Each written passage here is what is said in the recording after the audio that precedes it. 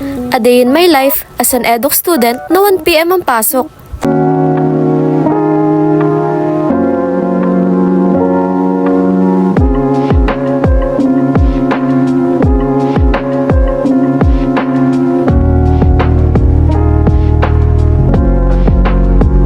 Napakaaga kong gumising at gumaya kahit 1 PM pa naman yung pasok ko.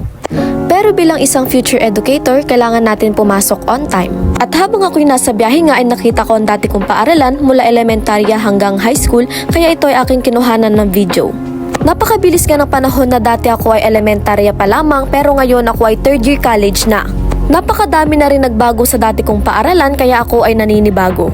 Dahil natuwa ako sa pag-video sa dati kong paaralan, hindi ko namalayan ng oras, malapit na pala akong malate. Ang iniisip ko na nga lang sa mga oras na ito ay sana hindi ako malate dahil meron kaming activity na ipe-perform mamaya sa klase.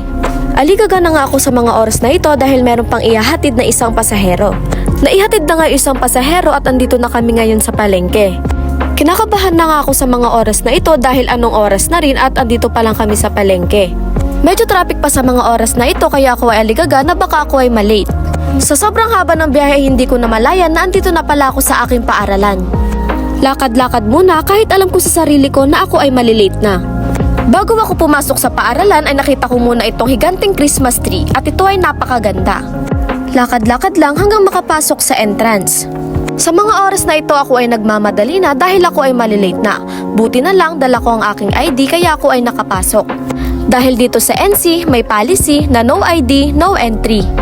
Kahit gusto kong maglakad ng sobrang bilis ay hindi pwede dahil sa takong ng aking sapatos.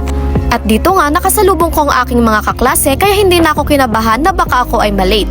Lakad-lakad lang hanggang makarating sa room. At andito na nga ako sa exciting part kasi papasok na kami sa room. Nakahinga nga ako ng maluwag nung makita ko na wala pa si ma'am sa room. Sa mga oras nga na ito ay naisipan ko muna mag-video habang hinihintay si ma'am na pumasok sa room. Inalis ko muna yung punggos ko dahil basang-basa pa yung buhok ko kasi nakalimutan kong magsuklay kanina sa bahay kakamadali. Suklay-suklay lang habang hinihintay si ma'am na pumasok sa room. Patawa-tawa lang ako pero ako ay kinakabahan na mamaya sa ipe-perform naming activity. Pero wala naman na kaming choice kundi mag-perform ng mga kagrupo ko. Meron na nga si ma'am sa room pero nire-write ko muna yung assignment ko. Habang sinusulat ko yung assignment ko ay yung mga ibang kaklase ko ay nagpa-practice na para sa activity na gagawin namin mamaya. At nagumpisa na nga ang activity na aming gagawin at pang-8 kaming magpe-perform. Tamang nood lang sa mga kaklase ko na nagpe-perform kasi mamaya kami na'y magpe-perform. Nabibilib nga ako kasi napakahusay nilang mag-perform ng kanilang activity. Medyo kinakabahan na nga rin ako sa mga oras na ito dahil malapit na kami mag-perform. Iniisip ko na sana mai-perform namin ng maayos ang aming ginawang activity. Tamang nood-nood lang kahit deep inside ay kinakabahan na. Sa mga oras na ito ay kinuha ko ang IMs na aming gagamitin at aking itong tinignan. Sobrang cute nilang lahat. Sa mga oras nga na ito ay kami na ang nagpe-perform ng aming mga kagrupo. In-enjoy ko na lamang ang activity na aming ginawa dahil memorize ko naman kung ano ang aking gagawin. At nakaraos na kami sa pag-perform ng aming activity. At sa mga oras nga na ito ay tapos na kami mag-perform at pinapanood na lang namin ang aming mga kaklase na hindi pa tapos mag-perform. Tapos na nga ang aming first subject kaya pumasok na kami dito sa pang-last naming subject. Tamang ayos lang muna ng gamit bago umupo at para makapagpahinga na rin.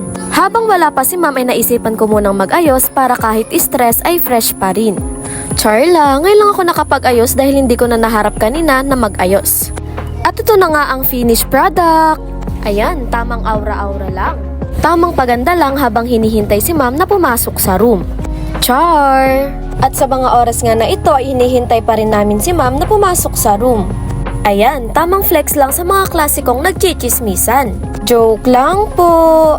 Sa mga oras nga na ito ay hindi na namin napigilan ng aming gutom kakahintay. Kaya lumabas muna kami para bumili ng pagkain. Sa mga oras nga na ito ay natatakam na talaga ako sa fishball at kwek-kwek. Matagal na rin kasi akong hindi nakakain ng fishball at kwek-kwek. Ayan, tamang flex lang sa mga masasarap na pagkain na ito. Sa mga oras nga na ito ay tapos na kaming bumili at hawak ko ng aking mga kakainin. At nakabalik na nga kami sa school at pagbalik namin wala pa rin si ma'am. At sa oras nga na ito ay malapit na ring mag-time at wala pa si ma'am kaya naisipan na naming lumabas ng room. Dali-dali na kaming bumaba ng hagdan para makauwi na at para magawa pang mga ilang activity na pwede naming gawin. At naisipan namin na dito na lang lumabas para mapabilis ang aming paglalakad. At ilang minuto lang nga rin ay nakasakay na ako sa tricycle. At yan ang aking a day in my life as an eduk student. Paalam!